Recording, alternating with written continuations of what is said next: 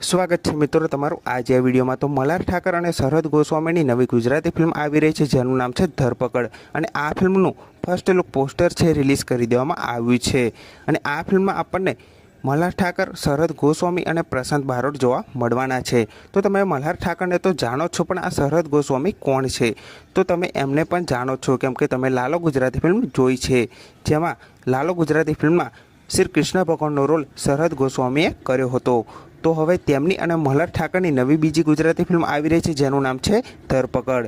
અને આ ફિલ્મની રિલીઝ ડેટની વાત કરું તો આ ફિલ્મ 15 મે 2026ના રોજથી સિનેમાઘરોમાં રિલીઝ થવાની છે, તો આ ફિલ્મને જોવાનું ભૂલતા નહીં। અને આ ફિલ્મના પોસ્ટર પરથી આપણને થોડું ઘણું એવું જાણવા મળી શકે છે કે આ ફિલ્મમાં આપણને ચોર પોલીસની કહાની જેવી થોડી ઘણી વાર્તા જોવા મળી શકે છે, પણ આ એકદમ નવી કહાની હશે, કેમ કે આ ફિલ્મનું જેવું નામ છે ધરપકડ, એને નીચે આપણને લખેલું જોવા મળે છે કે ડિજિટલ અરેસ્ટ, એટલે આ ફિલ્મ ડિજિટલી ફ્રોડ પર આધારિત હોઈ શકે છે।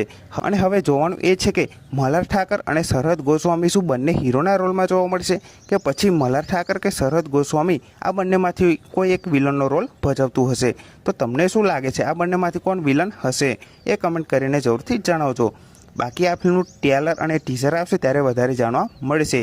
બાકી આ ફિલ્મ 15 મે 2026ના રોજથી સિનેમાઘરોમાં રિલીઝ થવા જઈ રહી છે, તો આ ફિલ્મને જોવાનું ભૂલતા નહીં। અને આ પોસ્ટર તમને કેવું લાગ્યું એ કમેન્ટ કરીને જરૂરથી જણાવજો।